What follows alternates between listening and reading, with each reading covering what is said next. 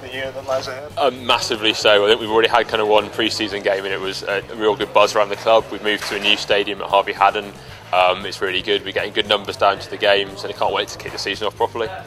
It's going to be a tough league to enter, but we've got a lot of young 16, 17, 18-year-old kids coming through as well this year, coming through from the Champion Schools project that I've been obviously working in for the last couple of years. We've got an ex-Australian Rugby League winner, World Cup winner, so she's coming playing for us, so we're excited more than anything else, so it's going to be a good season, we hope. We've got a really good, passionate committee and that are really out there pushing it. I mean, Leicester is a hotbed of rugby. You know, it's probably the biggest rugby city in the world. And that means you've got a lot of players to choose from. And over the summer, they're sitting around idle. So it's fantastic for us. We've brought on 4 young lads last year who've just signed contracts at Sheffield Eagles. They're playing up there. One of them represented GB under-18s last year. So there's a really, really intense bit of talent around there. And we're just trying to tap into that and hopefully help take the club forward in years to come. Well, basically, a few of us played down in Carmarthen, CPC base. It's roughly 20 miles away, so it's quite far for us to go down training. So a lot of local boys fancied playing it and stepped over from Union, and the club evolved from there last season. It's come on pretty good. I think we've got 50 boys eligible to play for this season. So hopefully get in the same league as them and do the one over them, you know. So, Rugby Union is absolutely massive. Rugby League is steadily building. The amount of clubs who've had interested this year has grown. Just in our locality there's roughly 5 or 6 new teams starting up this year.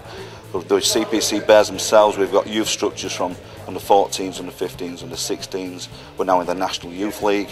We've got the Premier Division that we're playing, and who knows what the future may hold. You know, we're going further and further with this sport. We're progressing in West Wales. We're pushing it as hard as we can.